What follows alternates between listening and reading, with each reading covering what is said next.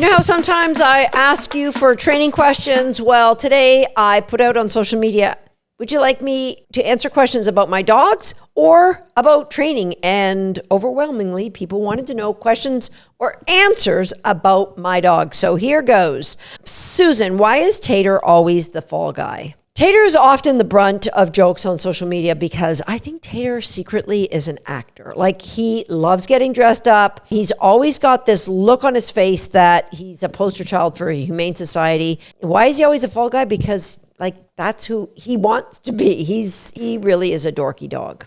Which of your dogs is the smartest? This might surprise a lot of you, but the smartest dog in this household, I would have to say, is Tater-Salad. He definitely is pretty brilliant. If you did not do agility, what dog sport would you do? That's tough. I've done a lot of dog sports, and I do like them all. Definitely, I love agility most of all. I've loved competition obedience, although I think agility is far more fun for my dogs. You know, not that I didn't make competition obedience a lot of fun. It was fun. Probably, I love freestyle, but I don't like the dancing so much for me. So maybe scent, nose work, some sort of nose work. I do like training that. Where do your dogs sleep at night? Wherever they want. Generally, Swagger sleeps beside my bed unless Kim is here, and then he sleeps with her. Tater sleeps with Kim, or if there's a fire going, he sleeps in front of the fire. And this sleeps, okay, I'll be honest, she sleeps in bed with me. It's a long story, but that's true. Momentum likes to sleep right by the front door, and Feature now sleeps in the spare bedroom or in the spare bedroom bathroom. That's a little bit sad. In 2019, my husband passed away, and when they took him out in an ambulance, Feature has never come back in our bedroom. She used to sleep in our bedroom every night. So that makes me a little bit sad. How often do you feed your dogs? Our dogs get fed twice a day, meals. They get snacks. Definitely they get a bedtime snack. What is the naughtiest thing your dog has ever done? Well, Tater, there's probably a list. Truthfully, my dogs don't do naughty things. Like this sleeping on my bed maybe is naughty, but naughty is in the eye of the beholder, right? Like my dogs are raised with rules being enforced in the way of games, so they really don't do bad things. Like they don't steal things from the from the counter. They don't shred things. You know, Swagger, when he was 5 months old, shred a roll of toilet paper. I guess that's probably it. How many times a day or a week do you train? That really is dependent on how often I'm training you guys. So I would love to train my dogs every day. And I guess technically they do get trained every day because every part of life there's some criteria for them. If I'm not doing like free master classes for people, I would say I would train at least 5 days a week with the young dogs that are being trained. But truthfully, everyone gets trained every day. How much have you ever paid for a dog?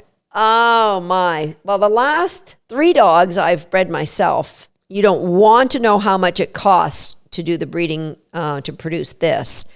That if you want to know truthfully how much I paid, that is like it's a lot of money. But the most I've actually paid, I haven't bought a dog in a lot of years, so I think it was like $1,800.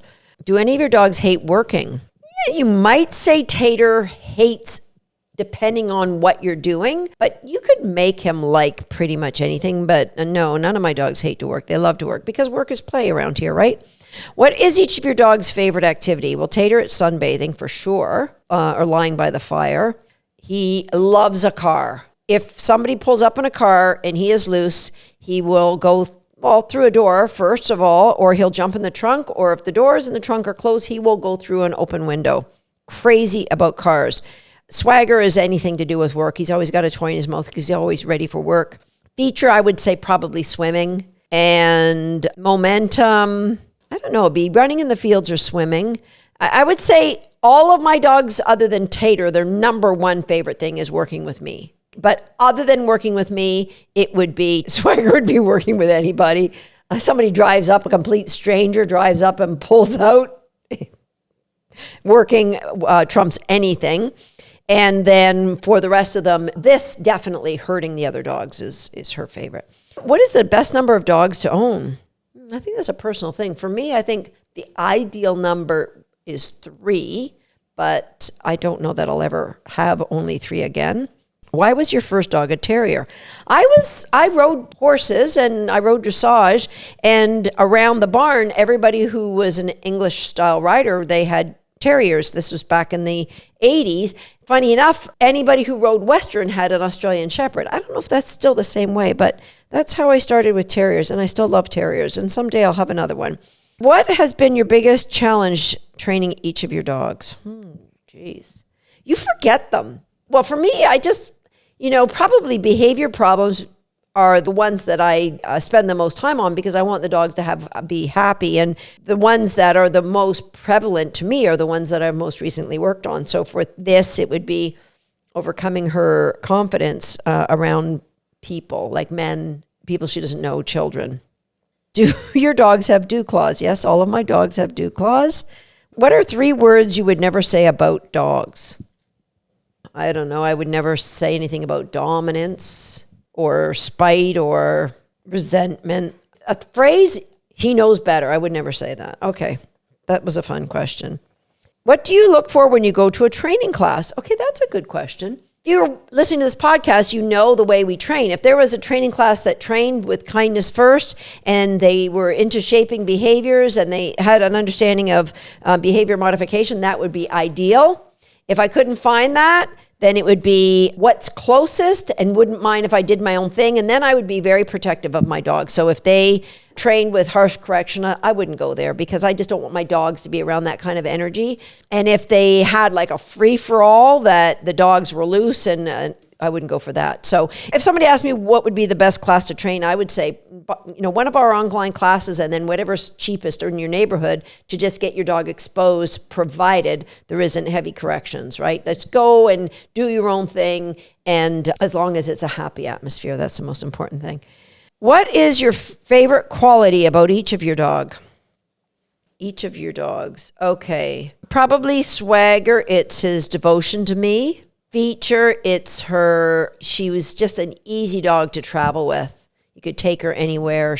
Although she didn't like other male dogs, you could leave her in a hotel and she wouldn't bark. She was settled anywhere, and super easy dog to travel with. It's funny enough, all the things that I love about my dogs are kind of similar. Like, they all make me laugh, and that's a quality I love about all of them, but they all make me laugh for different reasons.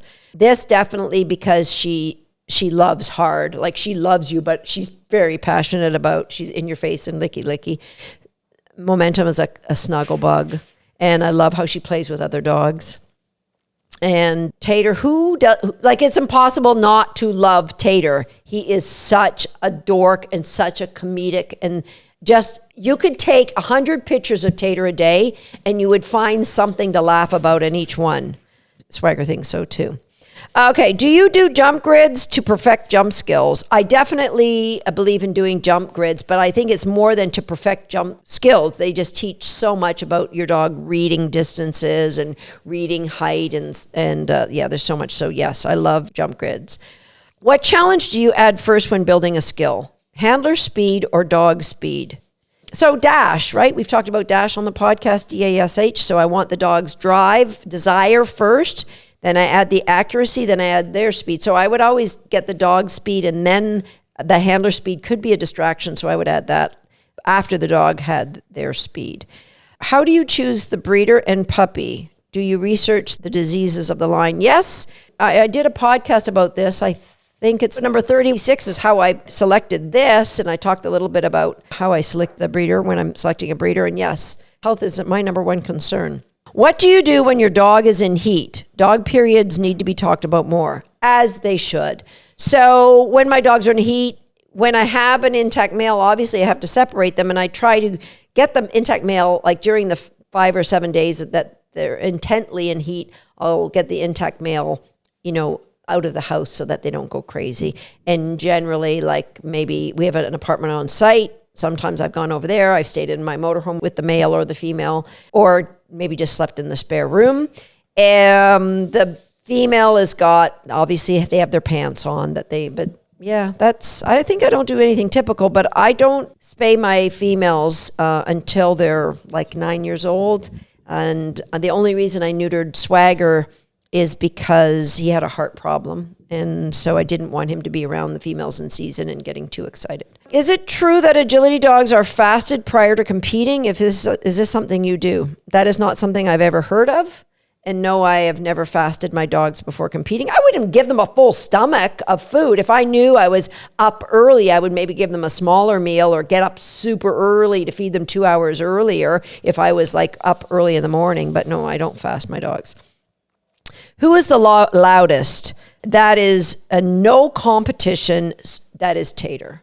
Tater has got the loudest bark and he uses it most often, especially if people are coming in the house, because he needs to announce everybody that he should have his butt scratched first. Absolutely.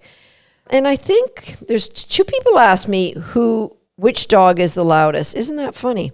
So those are all of your questions. Thank you for asking them. I think I've copied them all. Oh, wait, here's the one I didn't get to. Do you know if social learning / copying works? And how did Tater get to you? I believe that social learning does work. I haven't used it as a form of training, but I definitely have seen my dogs learn from each other. And I've talked about borrowing dogs' confidence. And like if I'm training this and she's teaching her something new and she's a little worried, I might have her hop it in a hot zone and get Swagger to do it. And just for her to see that it's fun. And I don't think she copies him, but just to put her at ease and get her away from the pressure of, if she feels any pressure of doing something. How did we get Tater? We did a podcast about that. So I'll put a link in the show notes about how Tater happened to be. He was a family pet who ate a few couches and ate a few personal items. And at 15 months, it wasn't slowing down and they couldn't walk him because he was too strong. And he was a bit of a menace. And so he ended up here as Kim's dog. And then Kim had a dog who really didn't get along with Tater. So he's Kim's dog 4 days a week, and he's my dog, 7 days a week. So Kim and I, it's like I have 4.5 dogs, and she has half a dog. Thank you for your questions. That's it for this time, and I'll see you next time here on Shape My Dog. Good. Tater's pretty good at hitting targets. Now it's your turn. If you're not a subscriber to this page, go ahead and smash that subscribe button now. And if you are already a subscriber, that's for you. Go ahead and get yourself a favorite cookie. Oh, sorry, wasn't paying attention.